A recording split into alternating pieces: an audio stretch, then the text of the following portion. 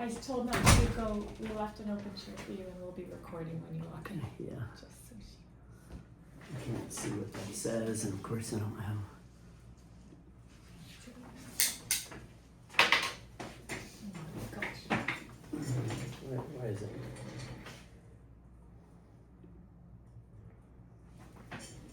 And was there Jacob? I thought I saw another name pop Yeah. up, but Probably. there.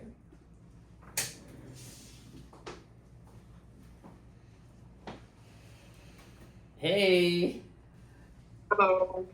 hey, we're recording on two sources, and we'll go through the whole appointment today. So I've got my iPhone camera on video right now, as well. So maybe just no interaction from the crowd. Mute yourself if you wouldn't mind, and then we're gonna start with the listing appointment. Yeah, are we recording this, the whole value demand session, Court? For the Zoom? Yeah. I didn't. No, would you scoot over there and hit the record button? Yeah, it's the dots, yeah. Record. No, yeah, to the cloud. To the cloud. Yeah, thanks. Recording in progress. Hi everybody, welcome to Value Demand. Today's lab is on the listing appointment. And so we're gonna go through a real play of a listing appointment that we recently had probably about 2 weeks ago. And this came from one of Kortney's door knocks. So she is going to play the part of the seller whose name is Bridget. I will refer to her as Bridget from now on. And this is a house in Huntington Beach. And we started working in this farm about 2 months ago. And this is our first listing that we've taken in that farm. It's actually was signed on Sunday. So thanks everybody, and we will start. Hi, Bridget, it's great to see you. Thanks for having us over. And we're really excited to share the value of your home. Thanks for showing us the place. So when we look at homes and selling homes, the first things that we do is look at the value of a home. In other words, what it would appraise for. Because probably in our market, about 70% of the homes, it needs an appraisal in order for the home to sell. Now there are all cash buyers out there, and we want to get the all cash buyers to compete with the people who finance, and maybe even get more than the home would appraise for, and all cash if that's possible. So we're going to share that with you today. You can see this is our seller's guide to success, and that is actually a home that was previously on the market with another agent, the picture there. And it didn't sell, and they hired us. It was actually in Los Angeles, in a city called San Gabriel that's right next to South Pasadena. So this is our team on the far left. That's our lender. He matters for us because any of the homes that will have a loan on them, Dean will actually vet that buyer and their lender, just to make sure that they can actually get the loan that they say they can get. Sometimes when you take a careful look, maybe the debt to income ratio or something is off.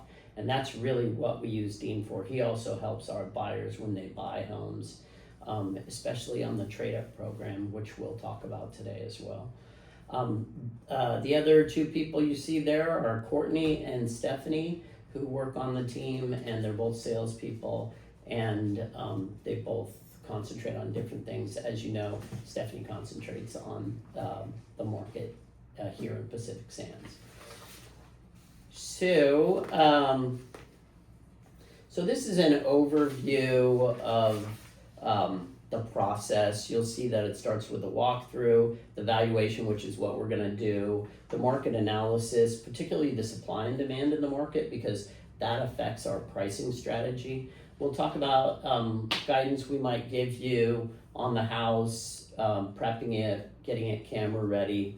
Then we'll talk about the marketing and then the coordination of the sale of the house and the negotiation and any kind of paperwork. We'll guide you through that as well. So our goals for you are to understand why you want to sell your home, share with you how the homes are valued by the banks, and finally show you how we achieve top market value for this area. You can look at that sheet and check back on it later. It's just a reminder of what is important in a home when we sell it. And this is really the most important page that we'll cover today. And this is fair market value, the 4 most basic guidelines that are used when a home is being appraised. And then there's a breakdown of the condition adjustment that we use. And the 4 most basic guidelines are size, distance, time, and condition. And the distance that we use is a 1 mile radius because this is a suburban area and that's what an appraiser would use. Size is 25% plus or minus in the square footage. So your home's 2,500 square feet. So give or take, we're gonna go a little bit over 500 square feet. So we'll pull from about 1950 to about 3,100 square foot. Any home that's sold in the last 6 months. And that's the time appraisers will pull any comparable property from the last 6 months. They would rather concentrate on the last 90 days if they can get it the last 3 months. And then this is the scale we use for condition. And appraisers use C1 through C5. C1 being the best, C5 being just like dirt value only. But we actually have a more precise system that we use. We use a scale of 1 to 10, so twice as many numbers, obviously. And a 7 is a home that's had no remodel in the last 20 years and is in clean, ready to sell condition. That means it's paint and carpet, flooring, everything looks great and ready to sell. It's just had no remodel. A kitchen, an 8, the kitchen's been done in the last 20 years, so a remodeled kitchen. A 9, the kitchens and baths have been done. And a 10, everything's been done and top rated for that neighborhood. In this case, Pacific Sands. Does that make sense? Mm-hmm. On a scale of 1 to 10, Kortney, what do you think your home is? I think ours would probably be a 10 because we redid the kitchen, we added bedrooms at the top. It's all Right. pretty much remodeled. So did you guys remodel this kitchen or was it already like that? We remodeled it. Okay, great. They didn't know. I forgot. Yeah, you forgot. It's fine. But they added the really nice appliance. Right, they added the appliance, but the cabinets were already in there. That's right. Okay, So, got it. but it looks really nice, and they added the whole upper story. Everything's been remodeled. So you guys did a really beautiful job on the house, Mhm. and I know you spent considerable amount of money to get the house like that. Also, your pool is beautiful, pretty original, but it's in perfect condition. So, the art of pricing, we actually started doing this back in 2012 when for the first time we combined the supply and demand and the fair market value. But before we get too far along, and you're moving a little bit ahead, Kortney. Yeah, sorry, you're moving a little bit ahead. Go backwards. Your name's Bridget. So what I've done for you today is prepared a fair market valuation of your home, what we call a CMA, a comparative market analysis, using appraisal guidelines and adjustments, and I have it here. But before I show this to you, what do you think your home's worth? Well, I check Zillow all the time, and so I would say around 2 million. Okay, and is that what you think it will appraise for, or do you think it's worth 2 million? I think it's worth 2 million. Okay, and I know your husband Steve, who was here, he was also surprised. He didn't think 2 million, did he? Yeah, he thought considerably less. Yeah. And so we've done a fully adjusted fair market valuation of your home using appraisal guidelines. Do you want the long answer or the short answer? The short. Okay, so the short answer is the fully adjusted fair market value of your home using appraisal guidelines and adjustments, and you'll see the adjustments are here and then they're at the bottom. And the value is on the very back page after the map. You'll see they're all mapped out. And we did a considerable amount of homes to make sure that the value was correct. We actually did 10 comparables. You see the fair market value of your home is $1,981,000. So you're very close to the 2 million. If you look on the next page, you were almost there. I don't know what your page is. Right there you go. So that's the fair market value of your home. When we look at the strategy of pricing, that's something different, and we have to understand the supply and demand. So back in 2021, when it was a really hot market, the demand was running at like about 200%. So that's like twice as many homes in escrow as what's available. And buyers are seeing properties fly off the shelf. And when it's priced at 100% or over, you can bring your house on the market at the fair market value, in this case, $1,981,000. Mm-hmm. In a market like we're in, where it's a softer market, right now the supply and demand is running between 70 to 80%, depending on where you are located in the market. We're pretty close to the beach, so we're running a little bit higher. You need to market your home just a little bit below the fair market value. Sometimes people are sort of concerned that their home might not sell, but when you price where there's demand, you're going to get multiple offers, and you need at least two buyers for your home that are making an offer at the same time in order to cause competition. Does that make sense? Uh-huh. So right now, the supply and demand in the market for the south of Huntington is actually running at about 80%.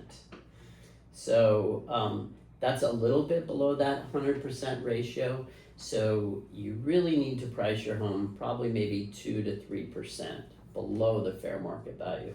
Can I tell you what happens when you do that? Mm-hmm. You're going to end up with probably 3 or 4 offers, and you may start a little bit underpriced, but you'll end up overselling because the competition takes over and does the negotiating for you.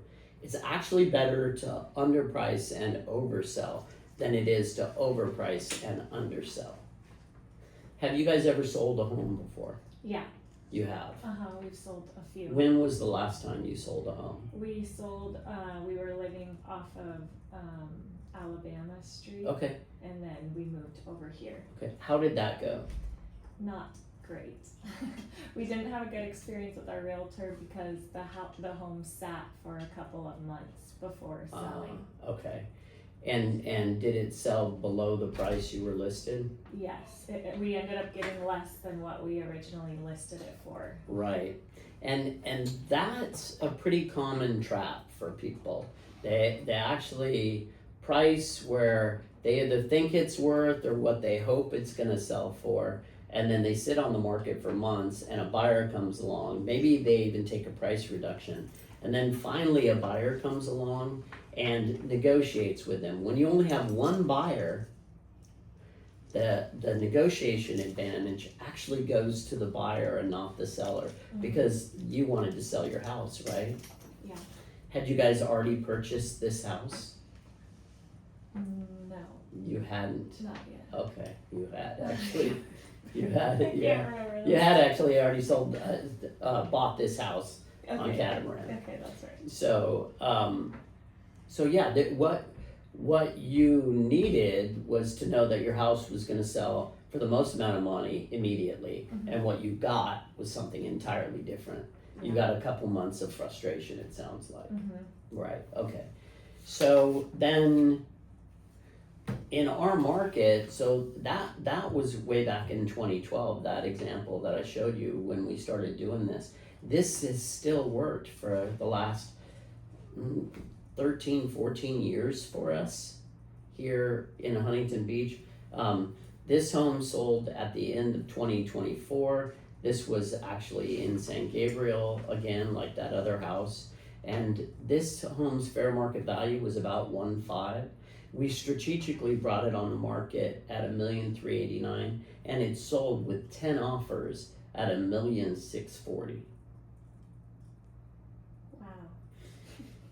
Yeah, this is the right way to do it. You know, you end up with 10 offers, and what you end up with finding is the most committed, motivated buyer who's going to fight it out for your house. And we think your house here on Catamaran is worth fighting for. We actually want to present it to the market so that it fights for it. This is another house that was in Laguna Niguel on Troon Street. I think that's a bird. And it was priced just a little bit under 1.5. That's what its fair market value came in at. But we priced it at $1,399, and it sold with 8 offers, and it sold for $1,575,000. Again, that was in the beginning of this past year in 2025. I think we closed in maybe March. Here's a home on Mary Circle that's actually in the same neighborhood that you are in Pacific Sands. It's over there by Peterson School in the cul-de-sacs. And this one, its value came in at $1,470,000, and we priced it at $1,399,000. Seems to be a theme, right? And it actually sold for $1,525,000. Now, that's not as big a jump as earlier in the year, but our markets continue to soften as we stay above that 6% interest rate, right? That is why this is so important, because understanding what your home will appraise for and how it's tied to lending, especially in a market like this where affordability is challenged by a higher interest rate. Mm-hmm. But this home sold all cash in 7 days, no contingencies, which worked for these particular sellers. They needed it sold immediately. If they wanted to wait a little longer and have a higher risk, they probably could have got $1,550 maybe, but it was important to them that they had an all cash immediate close. They had something else they wanted to buy. Mm-hmm. When are you guys thinking that you want to sell the house? So we actually are going to wait until the beginning of the year because we have family that are coming. We live in Utah, so Oh, great. we want family to come to our house to stay around Christmas time. Yeah. So And you said that you guys have restaurants in Utah. yeah, we own a bar Cool. in Utah, and so then like St. Patrick's Day's coming up, Okay. all the holidays, it gets crazy, so we're kind Right. of waiting Okay. until that. So you guys want to wait a little bit to sell your home. We're slightly out of order. Okay, so in our market right now, your home is worth $1,980,000, and really the right price for your home is probably about 3% below that. And so we think your home should be priced right around $1,900,000, maybe $1,899,000, and we'll see multiple offers off that and get it bid back up. And if we can get it bid back up to 1.2, we can. We see homes that get bid up 100 to even 200,000. Mm-hmm. This is the marketing program that we use to sell homes. And you see the first thing that we offer is the trade-up program. Are you familiar with our trade-up program? I think Kortney mentioned it the other day, but no, Okay. I don't remember. So when a buyer is looking to buy one of the homes like yours, and they need to sell something in order to do it. And that's really common all throughout Southern California. People love it here. They don't want to move somewhere else unless they have to, like you guys were talking about, maybe making a move on this home. They stay a lot of times. We get a lot of lateral movement.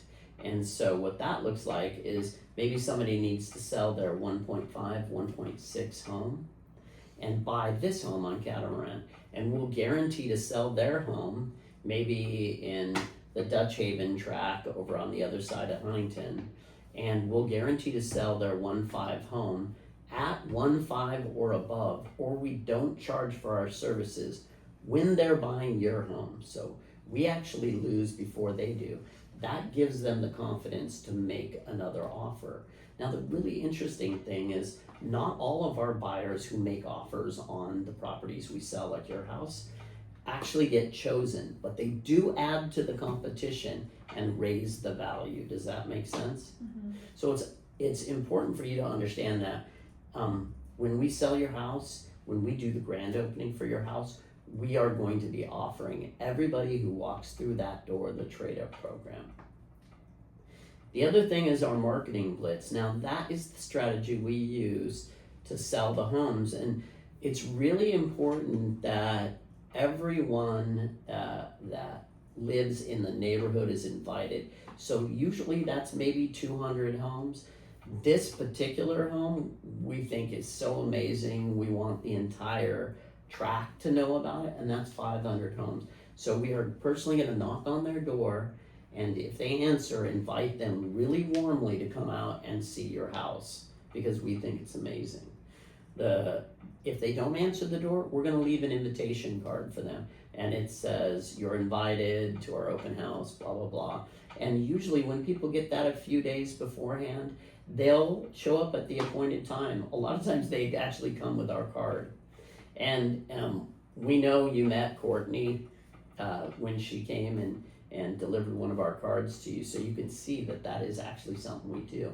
That marketing blitz that we use actually creates panic for the buyers, and that's probably one of the most important things we do. Is we actually take more people and compress them into less time for our grand opening.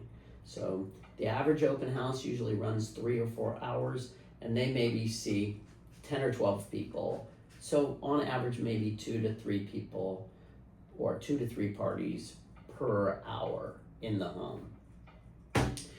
So they don't even see each other a lot of times. They walk in, they see the house, 20 minutes later or 15 minutes later, they walk back out, and the next people come, 5-10 minutes after that. Sometimes they're in the house together.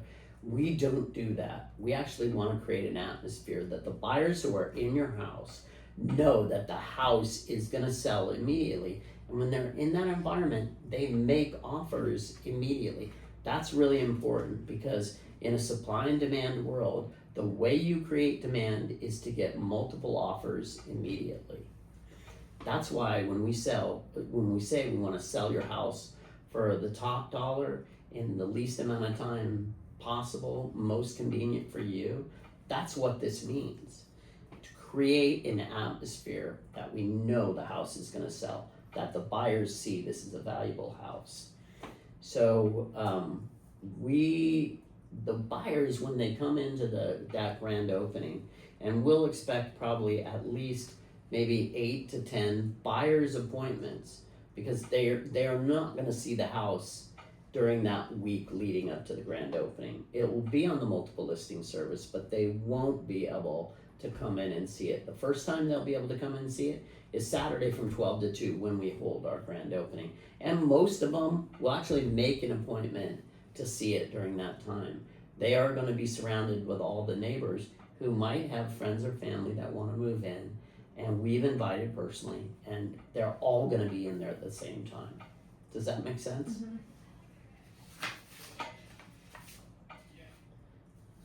When we list the home, this shows where it gets propagated out to. So Zillow, Redfin, Realtor.com, they all get their information from the MLS when we put your home in the market. These are some of our other marketing tools, including professional photography and whatnot. This is a client testimonial. We have probably a dozen or more names and phone numbers we could give you who have personally either used the trader program like they have, or we've sold their house, like that house on Troon in Laguna Niguel, or we can certainly have you talk to Jason, who sold his house on Mary Circle, and he saw our marketing blitz at work for them. This shows our commission. We have a flexible commission rate. It goes anywhere from 0% all the way up to 6%. And 6% is based on two things. One, us getting paid our commission, which when you're not buying another home with us, we charge 3% commission. And also paying a buyer's agent. Now, you won't necessarily pay a buyer's agent a 3% commission. In your price range, it's probably gonna be more like 2% commission. But if some buyer comes along and they're so motivated that they're paying you $2 or even $2.1 million, and their agent is asking for a 3% commission, it might be wise to pay them that last 0.5% or even full percent commission. On your house, that's another $20,000. If they're gonna pay $100,000 more for your house, then the $20,000 is fine, right? Mm-hmm. And finally, this is our marketing plan, the market blitz that I talked to you about. And right in the middle, next to that green star, is our grand opening. This is all the lead up that takes, including us getting your house camera ready, which your house right now is pretty camera ready. It's beautiful. We might just make a few changes to it. And then the professional photographer comes in and shoots the house. And then our actual marketing blitz, where we go and personally invite the neighborhood, propagate it to the multiple listing service, and do the rest of it. That's all the lead up. But the grand opening is really the most important date, because that's when we bring it to market. When can we do the grand opening for your home, Bridget? Well, we're gonna wait until the springtime, so we don't have a set date just yet. Okay. So, that's it. We'll be happy to keep you up to date on the market and what's going on. And as we get closer to the springtime, say if you want to be sold by March, then we should definitely update you right in the beginning of the year, around January. By mid-January, you might want to think about bringing the home on the market in order to be sold and closed by mid-March. Does that make sense? Yeah. When do you want us to reach out to you next? Because we don't want to bother you, but if you want us to reach out, just touch base. I think like once a month would be good. Okay, great. So a month from now is probably mid-December. Does that work for you? Mm-hmm. Okay, great. Bridget, thanks so much for meeting with us. We really appreciate it, and we'll look forward to keeping you up to date on the market. Thank you so much. Thanks. See you. Bye. Question. Yes. So when did you have the contract signed? So what Well, happened was, Go ahead, Kortney. What happened? Please. so we left that meeting that day Yeah, saying, so exactly how you exactly like okay. this. But this past Saturday morning, the husband Steve messaged us and he said, "Oh hey Dominic, we have your business card. We left it in Huntington. They're back in Utah right now." Oh, okay. And then he was like, "We actually need to sell our home ASAP. Nice. We're looking to buy a home in Utah and they want a 1031 exchange Yeah. it." And so then we're That like, was Saturday. that was Saturday. We had a phone Last call. Saturday. This past Saturday, yeah. Past Saturday, 3 days okay. ago. Yeah. And then we had a phone call with him, all of them, all Yeah. four of us, Saturday night, and then we got them to sign the contract Sunday. 'Cause Okay, so, all right. Because they were actually thinking of signing it maybe in January, right? yeah, like January, February, March. Right, Yeah. because they want to Yeah. move by March, springtime, that's what. Yeah, they weren't like Dominic set said. on the date just yet, and then now they are. So Dominic, Yeah. when that, Just as a side note, one sec, Rand. Just as a side note, Kortney, how long have you been knocking on doors? Like 2 months. 2 months. Kortney's been knocking on months, Nice. 2 months, okay?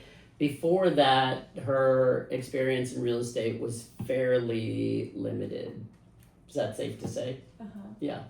And already, experienced agents in our office look and talk to Kortney like she is a seasoned pro, right? Because Kortney knows three things. One, you absolutely know how to value houses, right? Plus, you now have a strategy and plan. If I get hit by a bus tomorrow, I think you could run the full strategy and plan after 2 months, right? Kortney, is this the third listing presentation you've seen with when we did it with Bridget? I think third or fourth. Yeah.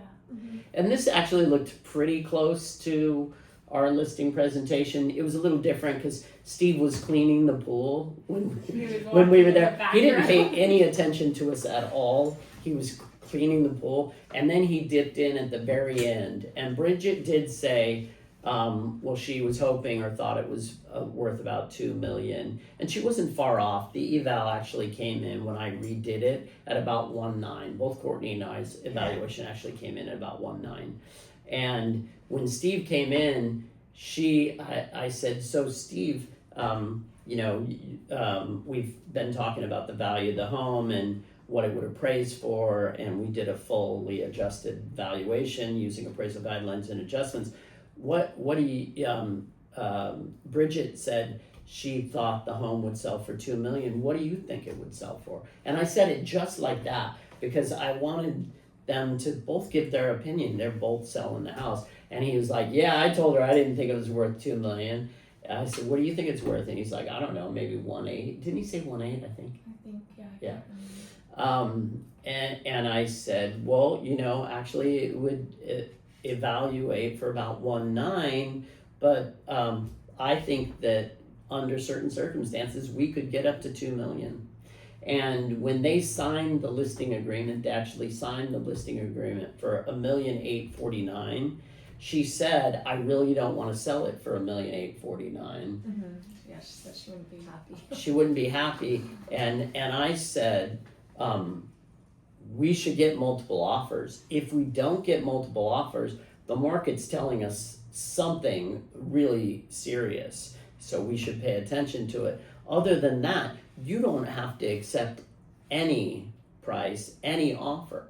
So if you only get $1,850,000, you don't have to accept it. She said, okay. And they signed the listing agreement at $1,849,000. That's good. Now you can have questions. I don't know. I think. I forgot my question. I don't know. Should I leave the camera rolling? Oh, maybe You should. you could stop it. You The think? phone one? I don't know. I think there's other things. I kind of want to interview you a little bit more because I think this is important for both new and seasoned agents.